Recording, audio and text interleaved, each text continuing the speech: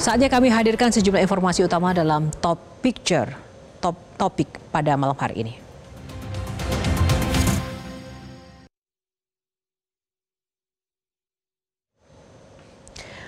Dan pemirsa, kita ke topik yang pertama. Hingga Jumat petang, tim SAR gabungan berhasil mengevakuasi 3 korban meninggal dunia dari ambruknya bangunan di Pondok Pesantren Al-Qausini di Sidoarjo, Jawa Timur. Dan temuan ini menambah jumlah korban meninggal dunia mencapai 13. Sejumlah keluarga korban ambruknya musola Ponpes Al-Qausini meluapkan kekecewaan pada petugas yang dinilai lamban dalam proses evakuasi. Para keluarga korban ambruknya musola Ponpes Al-Qausini yang masih belum ditemukan berharap evakuasi korban dilakukan secepat mungkin, mengingat hari ini sudah memasuki hari kelima pasca kejadian ambruknya musola Ponpes Al-Qausini, Sidoarjo.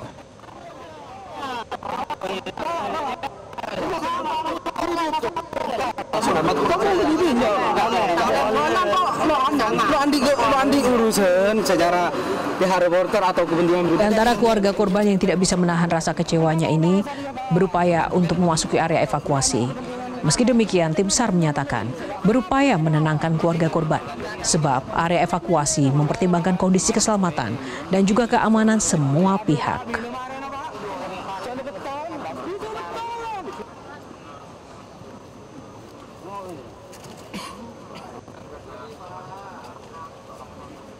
Puluhan nyawa masih harus diselamatkan dari puing reruntuhan bangunan Ponpes Al-Qausini Sidoarjo. Rasa was-was dan cemas meliputi keluarga korban yang masih setia menanti keajaiban meski harapan hidup menipis. Kamis malam, keluarga korban ambruknya musola Ponpes Al-Qausini Sidoarjo protes karena tidak dilibatkan dalam proses evakuasi. Di malam itu, alat berat sudah dikerahkan ke lokasi. Tim Basarnas pun berupaya menenangkan para keluarga korban sembari menyampaikan soal kondisi dan teknik penyelamatan yang sedang dilakukan. Meski demikian, pada akhirnya perwakilan warga bisa masuk bersama rombongan Kapolresta dan Dandim Sidoarjo. Sementara itu masih banyak keluarga lainnya yang menanti kabar anggota keluarganya yang menjadi korban. Sejak hari pencarian kami belum mendapatkan kabar. Ada berita yang lagi viral itu Haikal, namanya Haikal. Kita bangga, seneng. Ternyata bukan, ternyata Haikal itu banyak, yang ada namanya Haikal itu banyak di situ. Sekitar ada 5-7 nama Haikal. Jadi setiap ada evakuasi nama Haikal, kita senang, gembira. Ternyata bukan Haikal, anak saya, Haikal yang lain. Pertama-tama saya mengucapkan terima kasih sama Basarnas yang bekerja maksimal untuk evakuasi kejadian ini. Dan saya berharap agar evakuasi ini jangan diberhentikan. Kalau bisa ganti sip atau 2 sip. Jadi jangan pakai jeda, segera dilanjutkan. Kami ini berharap segera ditemukan anak saya. Kami sudah 4 hari di sini menunggu dengan cemas.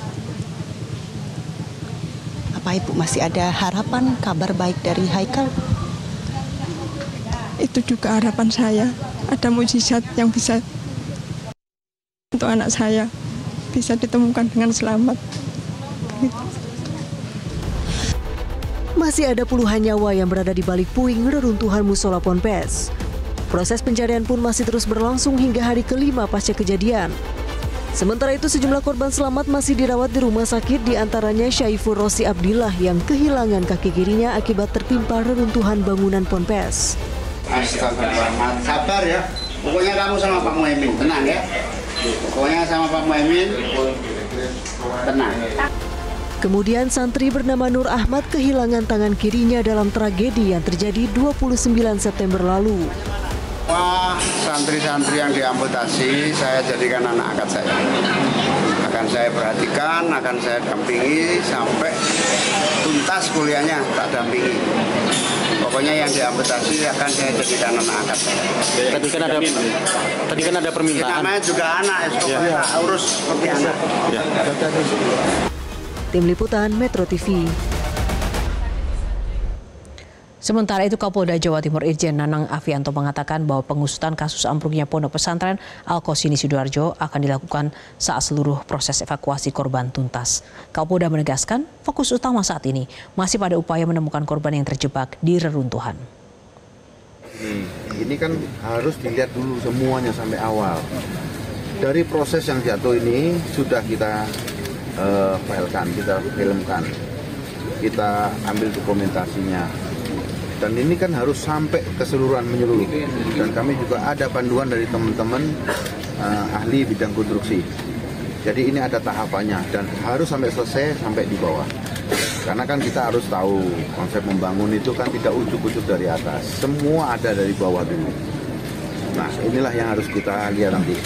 Tapi yang jelas tetap nanti akan melakukan kegiatan proses, tapi yang utama sekarang ini adalah masalah kemanusiaannya dulu. Ada proses untuk mengusut siapa yang akan bertanggung jawab gitu Pak? Ya nanti dulu kan ini kan belum selesai. Ada unsur kriminalnya nggak Pak? Kenapa? Ada unsur kriminalnya nggak? Nanti kita lihat dulu dari proses ini. Kalau indikasi awal penyebab runtuhnya, Kenapa? indikasi awalnya gimana? Indikasi awal ya nanti dari teman-teman ahli yang bisa menjelaskan teman-teman. Jadi nanti kalau sudah ada kan penjelasan itu kan lebih valid karena dengan saintis ya Pak. Jelajahi cara baru mendapatkan informasi. Download Metro TV Extend sekarang.